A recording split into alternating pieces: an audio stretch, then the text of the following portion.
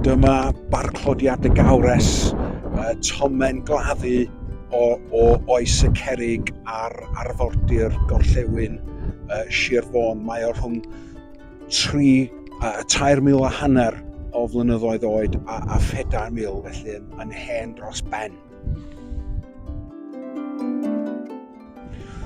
Dwi wrth y modd efo'r enw Barclodiad y Gawres, ynde. Mae'n awgrymu bod na ryw gawres yn cered o gwmpas efo ryw lwyth o bridd yn ei ffedog, yn ei ostwng ynde, yma ar lan y môr ac yn creu tomen. Dwi'n meddwl bod o'n ddelwedd wych.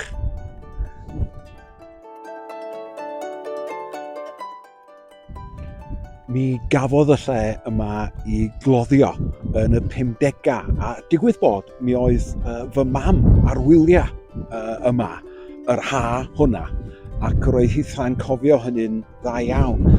Mi ddoth yr archeolegwyr ar draws cerrig hefo arysgrifau arnyn nhw, oedd yn debyg iawn i'r rhai a ganfiwyd yn Dyffryn Boen yn Iwerddon ac yn Llydaw a Sbaen. Mi ddeithon nhw hefyd ar draws gweddillion tân oedd wedi cael ei ddiffodd hefo dŵr oedd yn cynnwys gweddillion pysgod ac anifeiliaid bychin ynde. Mae'n swnio tipyn bach fel Macbeth yn dydi.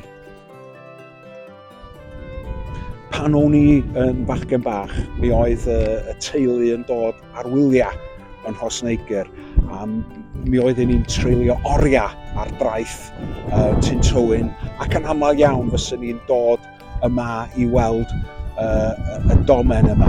Dwi wrth y modd yma, a deud y gwir.